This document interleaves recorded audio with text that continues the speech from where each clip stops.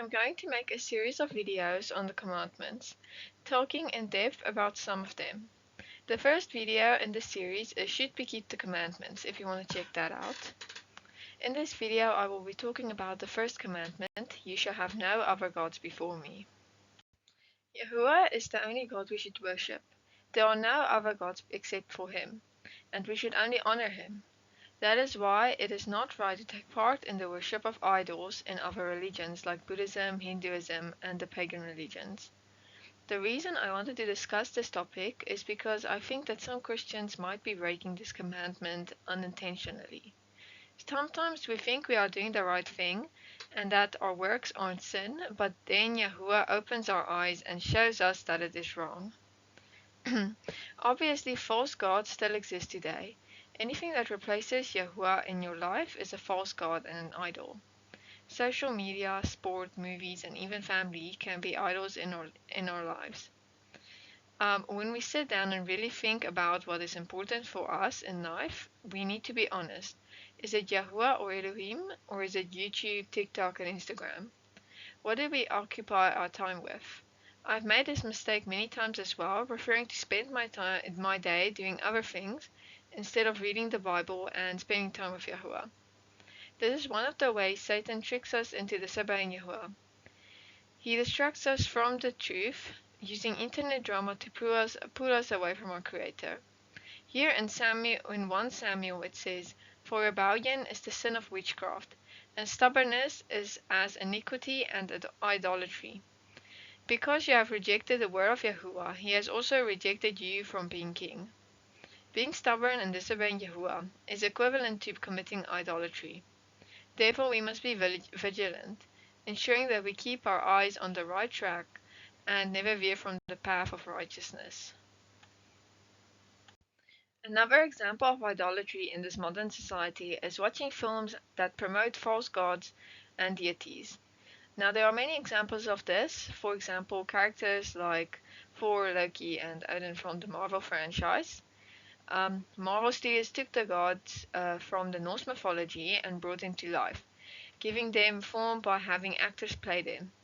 Just imagine how much the popularity of Norse mythology must have increased since the movies came out. Visualization is a powerful tool in the hands of filmmakers, and they know it. I'm sure Marvel had an agenda by putting these characters in their comic books. It's like taking Buddha and making him fight next to the Avengers. The Bible clearly says that we are not to worship other gods or have any other idols before our Elohim. Exodus 23 verse 13. And in all that I have said to you, be circumspect and make no mention of the name of other gods, nor let it be heard from your mouth. Yahweh goes as far as to say that we should not even call them on their names, let alone watch movies centered around them. Satan has fooled the nations, getting Christians and people of Yahweh to buy action figures of Thor and posters in their homes and binge watch their movies. This is basically paganism for teenagers and fans. I do not want to point fingers at people, since I was also a big fan of Marvel, but luckily Yahuwah saved me and brought me out of that lie. I am here to share the knowledge that I've gained from Yahuwah and to show people the truth about these hidden sins. When I looked for pictures to put on this slide, I saw that Thor, the Marvel comic book character, looked a lot like Satan. His cape is wings and the helmet like devil horns. Also, if you look at the comic book title, it says The Mighty Thor. They are giving honor to him, and if he represents Satan, then they are giving honor to the enemy. Similarly, Disney has also tried to promote the idea of false gods with the movie Hercules, a 1997 animated film. Again, why make a movie for kids about mythology? Some may argue that this brings people together and inspires them to learn about other religions. However, isn't this what they want? Surely Disney, one of the most famous filmmaking companies, has an agenda. They want people to be curious about other religions. They want children to learn about other religions at school. This is their plan, to pull people away from Yahuwah, their creator, and closer to Satan the deceiver. Deuteronomy 32, verse 16 to 17. They provoked him to jealousy with foreign gods. With abominations they provoked him to anger. They sacrificed to demons, not to Yahuwah, to gods they did not know, to new gods, new arrivals, that your fathers did not fear. Deuteronomy 12, verse 30 to 32.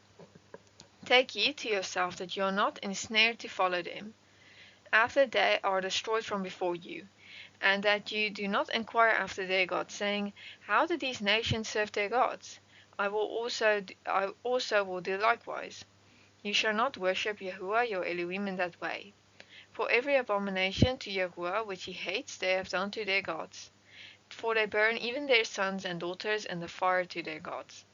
Whatever I command you, be careful to observe it.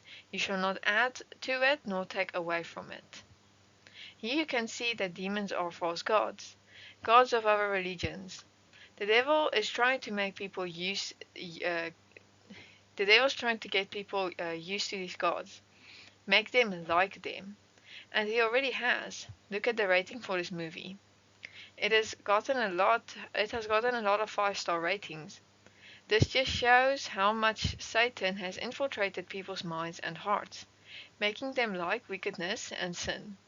We should not wonder about other people's religions or their gods. Why waste our time on earth with that when we should be wondering about our Elohim? How can we serve him? How can we show that we truly love him? These are the questions we should be asking.